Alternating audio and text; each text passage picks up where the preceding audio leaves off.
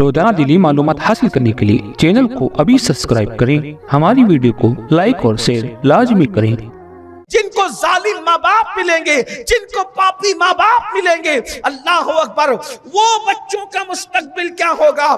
جن کے ماں باپ نے انہیں سگریٹ پینے نہیں دیا، جب بچے اتنے بگڑے ہوئے ہیں، یعنی سورے ہوئے ماں باپ کی اولاد ایسی ہے تو بگڑے ہوئے ماں باپ کی اولاد کیا ہوگی؟ قوم کا کیا ہوگا؟ مستقبل کا کیا ہوگا؟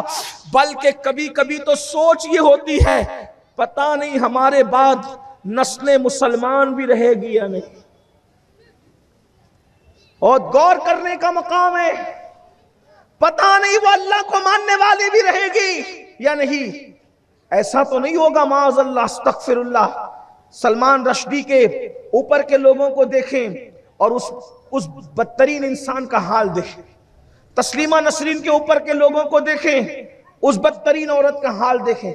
اسی طرح یعنی آپ اندازہ کریں، ذرا سوچیں، تھوڑی دیر کے لیے سوچیں۔ میں دعا کرتا ہوں اللہ پاک کی بارگاہ میں اس کے محبوب اور مقبول بندوں کا وسیلہ لے کے دعا کرتا ہوں، اللہ آپ کو، ہم کو، کسی کو کبھی وہ دن نہ دکھائے کہ ہماری نسل سے کوئی گمراہ ہو جائے، ہماری نسل سے کوئی دین سے نکل جائے، بلکہ ہم تو یہ دعا کرتے ہیں اگر کسی کی تقدیر میں کفر لکھا ہو اور وہ ہماری نسل میں پیدا ہو تو خدا اسے موت کے وقت، اسے پیدائش کے وقت ہی موت عطا کر دے تاکہ وہ زندہ ہی نہ رہے، نسل وہی باقی رہے جو اسلام پر رہے۔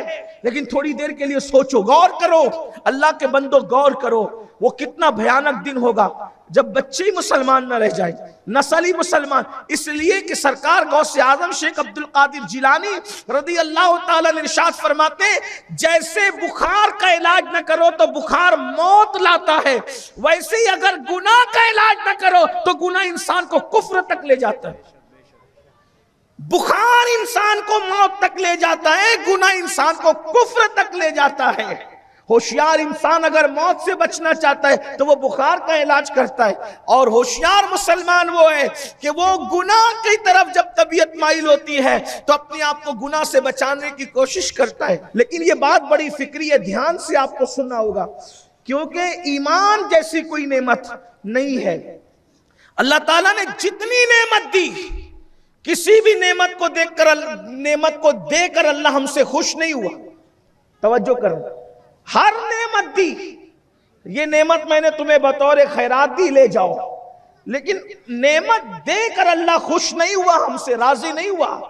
لیکن جب اسلام کی نعمت دی، ایمان کی نعمت دی، تو اللہ فرماتا ہے وَرَضِيتُ لَكُمُ الْإِسْلَامَ دِينًا، اسلام جیسا دین دے کر اللہ تم سے راضی ہو گیا۔ یعنی اللہ اگر دنیا میں کسی سے راضی ہے تو وہ صرف مسلمان قوم ہے، وہ صرف ایمان والے، اللہ ان سے راضی، جن کے پاس دین ہے اللہ ان سے راضی، جن کے پاس اسلام ہے اللہ ان سے راضی۔ اللہ راضی ہے ان لوگوں سے جن کے پاس دین کی دولت ہے، ایمان کی دولت ہے، اسلام کی دولت ہے۔ تو اللہ کے بندو، یہ جو گناہوں کے بدترین ماحول میں ہم زندگی گزار رہے ہیں، آنے والا دور کتنا بھیانک ہوگا۔ اب اس گناہوں کا ماحول کو ختم کیسے کریں؟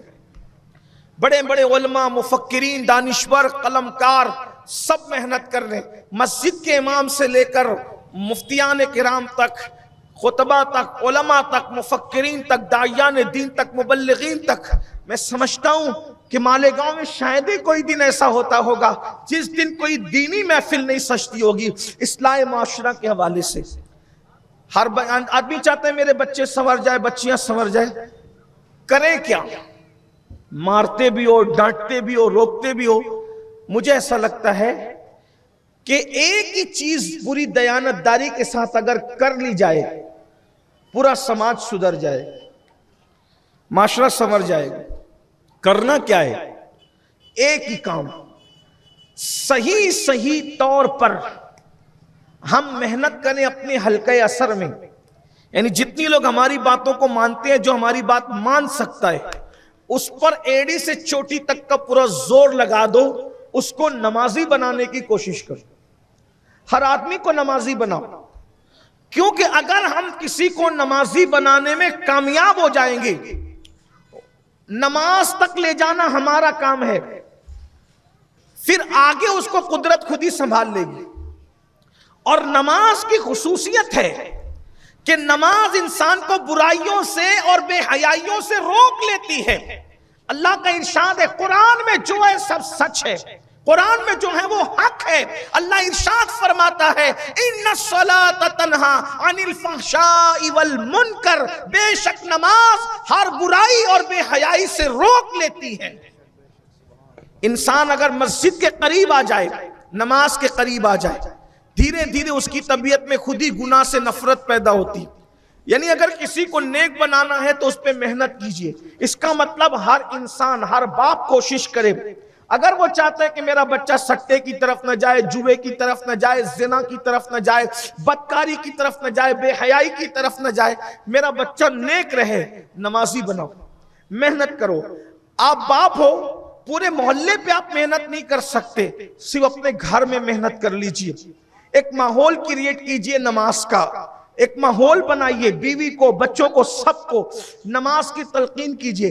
بلکہ آپ کو حیرت ہوگی جو مذہب جانوروں کو مارنے سے منع کرتا ہے، دھیان دینا ذرا، کتنی خاص بات، جو مذہب جانوروں کو مارنے سے منع کرتا ہے، جو رحمت للعالمین چونٹی کو مارنے سے منع کرتے ہیں، جو رحمت للعالمین کتے کو مارنے سے منع کرتے ہیں، وہی رحمت للعالمین فرماتے ہیں بچہ اگر 6 سال کا ہو جائے اس کو نماز کا حکم دو، اور اگر وہ 8 سال کا ہو جائے نماز نہیں پڑھے تو اس کو مار مار کے نماز پڑھاؤ. آخر نماز میں رکھا کیا ہے؟ کیا چیز نماز میں ہے کہ رحمت للعالمین فرما رہے کہ بچہ نماز نہ پڑھے تو مارو؟